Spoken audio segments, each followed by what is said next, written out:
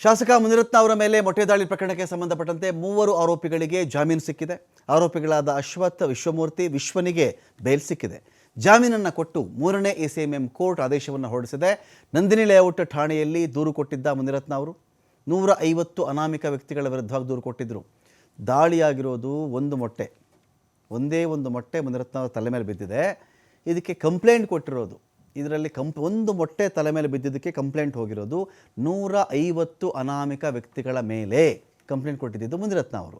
ನಿನ್ನೆ ವಿಶ್ವಮೂರ್ತಿ, ಅಶ್ವಥ್, ವಿಶ್ವನಿಗೆ ಮುನಿರತ್ನ ಬೆಂಬಲಿಗರು ಚೆನ್ನಾಗಿ ಹೊಡೆದಿದ್ದರು. 3ರನ್ನ ಕೋರ್ಟ್ಗೆ ಹಾಜರುಪಡಿಸಿದ್ರು ಪೊಲೀಸರು. ಷರತ್ತುಬದ್ಧ ಜಾಮೀನನ್ನು ಕೊಟ್ಟು ಕೋರ್ಟ್ ಆದೇಶವನ್ನು ಕೊಟ್ಟಿದೆ. 4,500 ರೂಪಾಯಿ ಶ್ಯೂರಿಟಿ, 50,000 ರೂಪಾಯಿ ಬಾಂಡ್, ಕೋರ್ಟ್ ವ್ಯಾಪ್ತಿ ಬಿಟ್ಟು ಆಚೆ ಹೋಗಬಾರ್ದು ಅಂತ ಷರತ್ತನ್ನು ಹಾಕಿ ಇವರಿಗೆ ಬೇಲ್ ಆಗಿದೆ.